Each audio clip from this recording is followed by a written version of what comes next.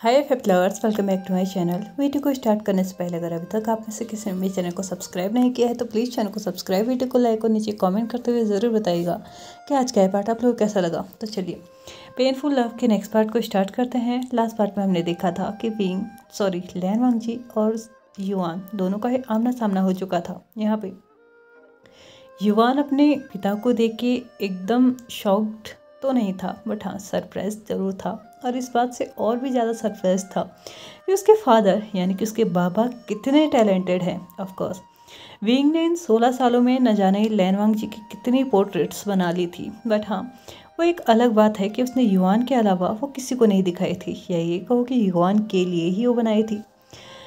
यहाँ पे लैन वांगजी भी उसकी शक्ल को ना, उसके चेहरे को एकदम गौर से देखने लगा था और इसकी नज़र इस वक्त सिर्फ और सिर्फ उसके रेड चिक्स पे जो मोल था ना उस पे थी। और ये अपने मन ही मन में सोचने लगा था कि इसका मोल भी कितना अट्रैक्टिव है, एकदम विंग के मोल की तरह। लैन वांगजी अपने मन में ही सोचते हुए बोलता है, अगर इस वक्त मैं और विंग एक साथ होते तो शायद हमारी भी कोई ऐसी ही संतान होती जो कि मेरा और विंग का मिक्स क्रिएचर होती। एक ऐसी क्रिएशन होती भगवान की जिसमें मेरे और विंग के दोनों के ही फीचर्स होते। बट यहाँ पे युआन को देख के उसे कुछ विंग की अचानक से याद आई थी। हालांकि वो अपने मन में ही ये भी सोच रहा था कि वो गलत कर रहा है किसी और के साथ विंग को कंपेयर करके। युआन जो कि अपने फादर को देख रहा था और एकदम देखते देखते ही वो सैड भी हो चुका था, क्योंकि उसे पता था जब उसके बाबा को ये पता चलेगा कि आज उसने अपने पिता को देखा है तो ऑफकोर्स उसके बाबा उसे बहुत बुरी तरीके से डांटेंगे। हालांकि विंग ने युआन को हर एक चीज़ बताई थी, जितना कुछ उसे जानना था अपने बाबा के बारे में, अपने फैमिली मेम्बर्स के बारे में, हर एक किसी के बारे में उसे बताया था। बट युआन ये भी बहुत अच्छे से जानता था कि उसके बाबा उसके पिता से बहुत ज़्यादा नाराज़ हैं, या ये कहो कि बहुत ज़्यादा गुस्सा है, या फिर ये कहो इन 16 सालों में प्यार भले ही कम ना हुआ हो लेकिन उस प्यार के साथ साथ एक नफरत भी पनप चुकी थी और उसका कारण भी विंग के पास था। ये सब देखते हुए युआन अपने मन में ही सोचने लगता है कि क्या मेरे बाबा मेरे पिता कभी एक हो भी पाएंगे। भले ही बाबा हमेशा पिताजी के बारे में हर एक अच्छी बात ही मुझे बताया करते हैं, बट फिर भी उनका पेन उनकी आंखों के ज़रिए, उनके बोलचाल के ज़रिए मुझे दिखाई देता है। क्या कभी ऐसा दिन भी आएगा कि पिताजी हमारे पास आएंगे या फिर हमें अपने साथ लेके जाएंगे। अचानक से जो रिएक्शन उसके फेस पे था वो लैन वांगजी ने नोटिस कर लिया था, और लैन वांगजी ने अपनी चुप्पी को तोड़ते हुए सामने खड़ी युआन से पूछा कि क्या वो ठीक है। तो यहाँ पे युआन अपने थॉट वर्ड से बाहर आते हुए बोलता है, हाँ वो बिल्कुल ठीक है, आपका शुक्रिया कि आपने मुझे इस राक्षस से बचा लिया। तो यहाँ पे युआन को रिप्लाई करते हुए हांग वंजन बोलता है, ऐसी बात नहीं है, तुम ऑलरेडी उसे कंट्रोल कर चुके थे, और अगर मैं कुछ नहीं भी करता तो तुम, मुझे लगता है इतने अच्छे कल्टिवेटर हो कि तुम खुद से ही ये भाप लेते और उस अटैक का डिफेंस कर सकते थे। तो यहाँ पे लैन वांगजी भी सेम क्वेश्चन युआन से पूछता है कि वो किस कुल से है, किस कबीले से है, किस एरिया से है। तो यहाँ पे युआन उसको आंसर नहीं करता है ज़्यादा चीज़ें, बस बो डाउन करते हुए लैन वांगजी के सामने मतलब थोड़ा सा डाउन होते हुए बोलता है, हमें माफ़ कर दीजिए, हमें पता ही नहीं चला कि कब नाइट हंट के दौरान हम आपके एरिया पे आ चुके थे, हमें नहीं पता चला कि हम किसी और के एरिया में घुस रहे हैं, एक्चुअल में हम यहाँ के नहीं हैं। तो यहाँ पे लैन वांगजी सेम क्वेश्चन फिर से पूछता है कि तुम कौन से एरिया के हो। ऑफकोर्स युआन ये नहीं बता सकता था कि वो यीलिंग का है, क्योंकि भले ही यहाँ पे बात बिगड़े या क्या हो उसे नहीं पता था, बट उसके बाबा ने स्ट्रिक्टली बोल रखा था कि यीलिंग के बाहर यीलिंग का नाम तक मत लेना, और ख़ुद भी कभी यीलिंग की जो एरिया है ना उसको क्रॉस मत करना। बट वो कर चुका है, इसलिए फ़िलहाल के लिए उसके लिए सही रहेगा कि यीलिंग का नाम तो वो ना ही ले। यहाँ पे युआन बोलता है, हम पास ही के गाँव के हैं, हम यहाँ पे बस खेलते कूदते आ चुके हैं, हमें माफ़ कर दीजिए, आइंदा ऐसा नहीं होगा, हम आप लोगों के एरिया में नहीं आएंगे। लैन वांगजी इस छोटे से बच्चे की तरफ देखते हुए बोलता है, ऐसी बात नहीं है, ऑफकोर्स तुम एक कल्टिवेटर हो और तुम्हें पूरी दुनिया घूमनी है, बस मैं ये पूछना चाहता था कि तुम किस एरिया से हो, ताकि मैं ये अंदाज़ा लगा सकूं कि तुमने ये कल्टिवेशन किससे सीखी है, आखिरकार तुम्हारा मास्टर कौन है। तो यहाँ पे युआन फिर से थोड़ा सा बो डाउन करते हुए बोलता है, हमारे मास्टर बहुत ही वेल कल्टिवेटर हैं, उन्हीं ने हमें ये कल्टिवेशन सिखाई है, और मुझे लगता है कि शायद हम अभी उतने काबिल नहीं बन पाए हैं जितने कि हमारे मास्टर हैं या फिर आप सभी लोग हैं। तो यहाँ पे युआन फिर से माफ़ी मांगते हुए यहाँ से टर्न होता है कि वो दोबारा इस जगह पे नहीं आएगा, इस एरिया पे नहीं आएगा, क्योंकि इस एरिया में ऑलरेडी बहुत सारे कल्टिवेटर्स हैं। तो यहाँ पे लैन वांगजी उन्हें रोकते हुए बोलता है, ऐसी बात नहीं है, तुम जब चाहो जैसे भी चाहो यहाँ पे आ सकते हो, क्योंकि तुम भी एक कल्टिवेटर हो। एरिया चाहे कोई भी हो, कल्टिवेटर ही रहता है। युआन यहाँ पे बो डाउन करके वहाँ से जाने वाला था, तो तभी जिंगे उसको रोकते हुए बोलता है, क्या तुम यहाँ पे दोबारा आओगे? क्या हम लोग फिर से मिल सकते हैं? तो यहाँ पे युआन उसको आंसर करते हुए बोलता है, शायद नहीं, हम लोग बहुत दूर निकल आए हैं और शायद अगली बार हम यहाँ पे ना आए। तो यहाँ पे जिनलिंग अपने मुंह बनाते हुए बोलता है, हाँ तुम्हें आना भी नहीं चाहिए क्योंकि ये हमारी एरिया है। तो यहाँ पे जिंगे फिर से उसकी पीठ पे स्लैप करते हुए बोलता है, अभी तो तुम बोल रहे थे ना कि इसे तुमने चूज़ किया है, अब तुम फिर से इससे दूर भगा रहे हो, क्या कर रहे हो तुम? उसको बोलो अगली बार भी आना। तो यहाँ पे जिनलिंग अपने आप को थोड़ा सा अकड़ दिखाते हुए बोलता है, ऑफ कोर्स मैं इतना हैंडसम हूँ कि वो दोबारा मुझे देखने ज़रूर आएगा। उन दोनों की बातें भले ही वो खुसबुस करके बोल रहे हों, लेकिन फिर भी हंग वनजुन और युआन के साथ बाकी सभी लोग आराम से सुन सकते थे। और ये देख के यान और बाकी सभी लोग बहुत टीसिंग स्माइल के साथ युआन को देख रहे थे कि आखिरकार युआन का जादू यहाँ भी चल गया। आखिरकार उसकी फ्रेगनेंस है ही इतनी स्ट्रॉन्ग और एट्रैक्टिव कि किसी को भी अट्रैक्ट कर देती है, और उसके ऊपर से उसका वो क्यूट सा फेस। ऑफ कोर्स कोई भी अल्फ़ा इस सब से नहीं बच सकता, इसीलिए विंग हमेशा उसको एडवाइस करता है कहीं भी जाने से पहले कि वो अपने प्रेगनेंस पे ध्यान दे। बट युआन इस चीज़ को बहुत बार भूल जाता है। तो यहाँ पे युआन उन दोनों को रोकते हुए बोलता है, माफ़ कीजिएगा बट मुझे नहीं लगता हम दोबारा सच में यहाँ आ पाएंगे, और अगर आए तो मुझे नहीं लगता कि उस वक्त आप लोग यहाँ पे होंगे। जिंगे आगे बढ़ते हुए बोलता है, अगर तुम मिलना चाहो तो हम मिल सकते हैं, मैं तुम्हें बता सकता हूँ कि तुम मुझे कैसे मैसेज भेज सकते हो। तो यहाँ पे वो अपने लेंस एक्ट की ना जो बटरफ्लाई मैसेज वाला जो सिस्टम होता है ना, वो उसको बताने वाला था कि तभी लैन वांगजी उसके हाथ को पकड़ते हुए उसकी मतलब थोड़ा सा आंखें दिखाता है, जिससे वो रुक चुका होता है और वो समझ चुका होता है कि आखिरकार वो क्या करने जा रहा था। ऑफकोर्स बटरफ्लाई मैसेजेस कोई चैटिंग का ज़रिया नहीं थी, वो बस इमरजेंसी मैसेजेस को एक दूसरे के पास पहुंचाने का ज़रिया था। और यहाँ पे एक अननोन पर्सन को इतना बड़ा सीक्रेट बता देना, ये कहीं की समझदारी नहीं थी। और जिंगे से ये उम्मीद तो लैन वांगजी नहीं कर रहा था, क्योंकि आने वाला कुल प्रमुख ऐसी हरकत करेगा ये उसे नहीं पता था।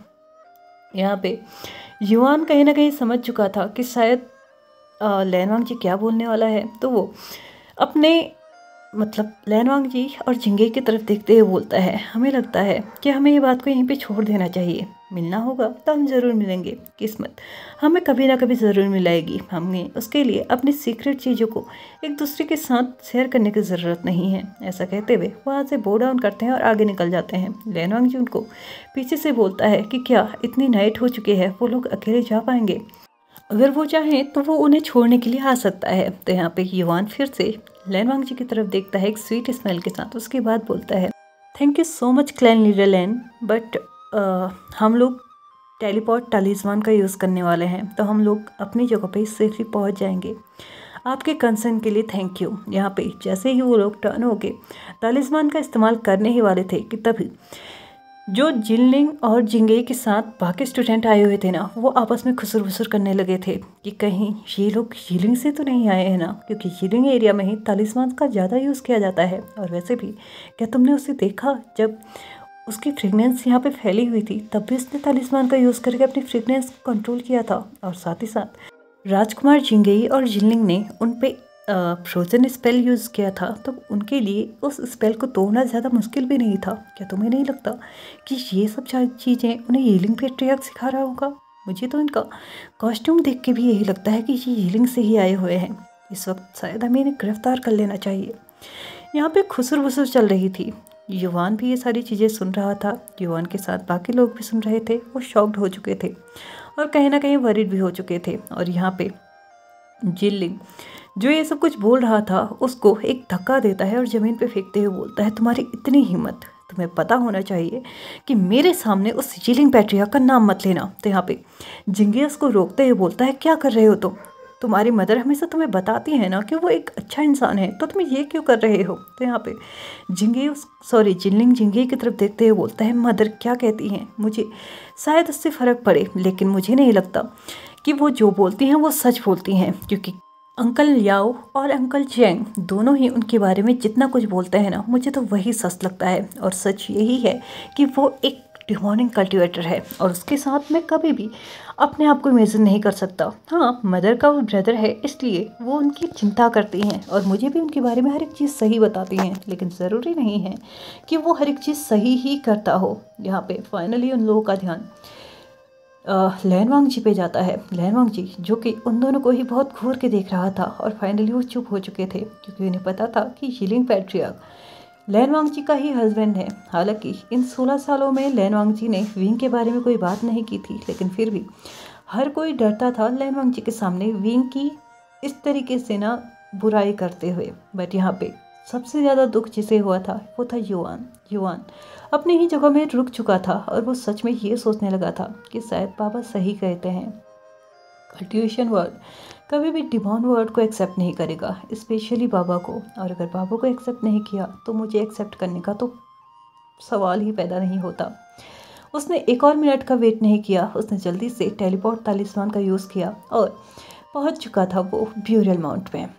बट यहाँ पे कोई था जो उसका इम्पेशेंटली वेट कर रहा था, और यहाँ पे आते ही वेंडिंग ने उन्हें बता दिया था कि विंग कब से उन सभी लोगों का इंतज़ार कर रहा है, स्पेशली युआन का। युआन ने सभी लोगों को डांट ना पड़े इसलिए उन सभी को बोल दिया था कि वो सभी लोग अपने अपने कमरे में चले जाए, वो चीज़ों को संभाल लेगा। युआन उसके हाथ को पकड़ते हुए बोलता है, सच में क्या तुम ये कर पाओगे अगर मास्टर वी ने तुम्हें डांटा तो? यहाँ पे युआन बोलता है, कोई बात नहीं, मेरे फादर हैं, मुझे डांट भी देंगे तो अगले ही पल वो मेरे लिए मेल्ट भी हो जाएंगे, मतलब सब कुछ ठीक हो जाएगा, मैं सब कुछ ठीक कर दूंगा, तुम लोग आराम करो। ऐसा कहते हुए वो उन्हें अपने अपने रूम्स में भेज देता है। और युआन यहाँ पे अपने फादर के पास यानी कि विंग की जो केव थी ना वहाँ पे जा चुका था। विंग वहाँ पे इधर उधर घूम के अभी भी युआन का ही वेट कर रहा था, क्योंकि अभी तक की लाइफ में युआन 12 साल से नाइट हंट पे जाना स्टार्ट किया था और 15 साल का हो चुका था। इन 3 सालों में अभी तक का ये फर्स्ट टाइम था जहाँ पे युआन ने इतना ज़्यादा लेट किया था और विंग अब बहुत ज़्यादा वरीड होने लगा था। बट फाइनली जब युआन आ चुका था तो वो जैसे ही आता है उसने टाइटली युआन को अपने गले से लगाया और उसके बाद बोला, तुमने इतनी देर कैसे कर दी? तो यहाँ पे युआन अपने फादर की तरफ देखते हुए बोलता है, क्या बाबा को मेरे लिए टेंशन हो रही थी? तो यहाँ पे विंग उसके फॉरहेड पे किस करते हुए बोलता है, क्या पागलपंती वाला सवाल है, ऑफ कोर्स तुम्हारे बाबा को तुम्हारी चिंता होती है युआन, प्लीज़ टाइम पे जाया करो और टाइम पे आ भी जाया करो। तो यहाँ पे युआन अपने बाबा की तरफ देखते हुए बोलता है, अगर इतनी ही चिंता हो रही थी तो आप मुझे ढूंढने क्यों नहीं आए? तो यहाँ पे विंग बोलता है, ऑफ कोर्स तुम्हारा तालिस्मान अभी भी एक्टिवेट था, जिसके चलते मुझे ये पता चल रहा था कि तुम फिलहाल के लिए ठीक हो, बट लेट हो चुके हो, इसके लिए मैं वरीड था। आखिर तुम्हारा कोई भरोसा भी तो नहीं है, पता नहीं कब तुम क्या कर दो। तुम कभी भी यिलिंग की एरिया को क्रॉस कर सकते हो, अपनी फ्रिक्वेंस पे ध्यान नहीं देते, मुझे तो वरीड होना ही पड़ेगा ना। तो यहाँ पे युआन थोड़ा सा वरीड, मतलब उसके फेस पे ना नर्वसनेस आ चुकी थी और वो अपने बाबा की तरफ देखते हुए अपनी नर्वसनेस को छुपाने की कोशिश करता है। But being as a father, एक ऐसा इंसान जिसने उसे जन्म दिया है, वो उसके फेशियल एक्सप्रेशंस को नोटिस ना कर सके, ऐसा तो नहीं हो सकता। इसलिए विंग ने उसके फेशियल एक्सप्रेशंस को नोट कर लिया था। उसने युआन की तरफ देखते हुए बोला, क्या बात है, क्या तुम मुझसे कुछ छुपा रहे हो? तो यहाँ पे युआन जल्दी से अपने नीज पे आ जाता है और विंग उसके सामने भी बैठ जाता है और उसको उठाने की कोशिश करता है। तो तभी युआन उसको सैल्यूट करते हुए बोलता है, बाबा प्लीज़ मुझे माफ़ कर दीजिए, एक्चुअल में आज मुझसे बहुत बड़ी गड़बड़ हो गई। तो यहाँ पे विंग सामने ही पड़े हुए एक पत्थर पे, मतलब जिस पत्थर को उसने स्टूल की तरह यूज़ किया था, उस पर बैठता है और उसके बाद बोलता है, आई एम श्योर तुमने ना ही अपनी फ्रेगनेंस का ध्यान रखा होगा और ना ही तुमने एरिया का ध्यान रखा होगा। तो बताओ आज तुमने पहले कौन सा रूल तोड़ा? तुमने एरिया क्रॉस की या फिर फ्रेगनेंस से किसी और को अट्रैक्ट किया? तो यहाँ पे युआन अपने बाबा की तरफ देखते हुए बोलता है, मुझे नहीं पता पहले कौन सा रूल टूटा, बट दोनों ही टूट चुके हैं। यहाँ पे विंग हंसते हुए बोलता है, मुझे सच में तुमसे यही उम्मीद रखनी चाहिए थी, आखिरकार तुम मेरे बेटे हो, तुम ऐसा करते जाओगे। चीज़ों को गड़बड़ करना मुझे मेरी माँ से विरासत में मिला था और तुम्हें मुझसे। कोई बात नहीं, अगली बार ध्यान देना। तो यहाँ पे युवान अभी भी अपने नीज पे था और उसके बाद वो और भी ज़्यादा नर्वस होते हुए अपने बाबा की तरफ देखते हुए बोलता है, एक्चुअल में एक और गड़बड़ हुई है, मैं बताऊँ या रहने दूँ? तो विंग बोलता है, बता ही दो, क्या गड़बड़ करके आए हो? तो यहाँ पे युवान बोलता है, एक्चुअल में जहाँ पे हम लोग थे, आई मीन जीरिंग के बाहर, वहाँ पे हमें जिन और लैंड सेक्ट के कुछ डिसिपल्स दिखे थे, कल्टिवेटर्स दिखे थे, और हम लोगों ने उनकी घोस्ट को चुरा के मारा था, या फिर ये कहें कि वो लोग भी उसी घोस्ट के लिए वहाँ पे आए थे, लेकिन उससे पहले हम लोग उसे कंट्रोल कर चुके थे। यहाँ पे युवान की तरफ देखते हुए विंग जल्दी से उसके पास आता है और उसके बाद बोलता है, तुमने किसी को बताया तो नहीं ना कि तुम जिलिंग एरिया से आए हो? तुमने ऐसा कुछ तो नहीं किया है ना युवान? तो यहाँ पे युवान बोलता है, नहीं बाबा, मैंने ऐसा कुछ नहीं किया है, लेकिन सिर्फ डिसिपल्स ही नहीं, मैंने पिताजी को भी वहाँ पे देखा है। विंग जल्दी से युवान की तरफ देखते हुए बोलता है कि क्या कहा तुमने? तुमने लैनवांग जी को वहाँ पे देखा? क्या तुम उसके सामने तुम कुछ बोल के तो नहीं आए हो ना? कुछ ऐसा तो नहीं किया है ना जिससे उसे पता चल जाए कि तुम उसके बेटे हो? या फिर तुमने ऐसी कोई हरकत तो नहीं की है ना जिसके चलते किसी को ये पता चल सके कि तुम... देखो युवान, हम जिस वर्ड में रहते हैं वो एक अलग वर्ड है, और जिस वर्ड की तुम बात कर रहे हो वो एक अलग वर्ड है। मैं जानता हूँ तुम वहाँ जाना चाहते हो, अपने पिता के साथ रहना चाहते हो, तुम उन्हें मिस करते हो, लेकिन ये पॉसिबल नहीं है युवान। इस बात को अपने दिमाग में रख लो। हम कुछ भी कर लें, हम उनके सामने अपनी जान दे देंगे ना, तब भी वो लोग हमें सही नहीं समझेंगे। अगर हमें अपनी ज़िंदगी को बचाना है तो हमें यही रहना होगा। कोई नहीं आने वाला हमें बचाने के लिए, और ना ही कभी हमारा हाल चाल पूछने के लिए कोई आने वाला है।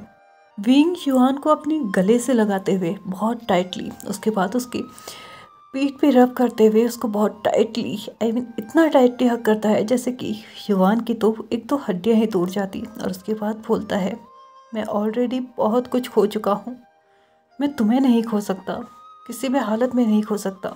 कल्टिवेशन वर्ड मुझसे बदले के लिए बस एक चांस ढूंढ रहे हैं। अगर उन्हें पता चला ना कि तुम मेरे पास हो तो सबसे पहले तुम्हें इस्तेमाल करेंगे मेरे खिलाफ। मुझसे वादा करो युआन कि तुम गलती से भी अब कभी ना ही लेंस से मिलोगे, ना ही जिन से, और ना ही जियांग से। इन तीनों ही क्लैंस से तुम्हें दूर रहना है, इन तीनों ही क्लैंस के मेंबर्स से तुम्हें दूर रहना है, तुम्हें हर किसी से दूर रहना है अगर तुम्हें अपने बाबा की चिंता है तो। युआन अपने बाबा को बैकअप करते हुए बोलता है, बाबा ऐसा कुछ नहीं हुआ है, उन्होंने नहीं पहचाना मुझे, और वैसे भी मैंने उन्हें नहीं बताया कि मैं किस एरिया से हूँ। मैंने बस उन्हें ये बोला कि मैं बस एक किसान का बेटा हूँ, और एक अच्छा गुरु मिल जाने की वजह से हमने ये कल्टिवेशन सीखी है।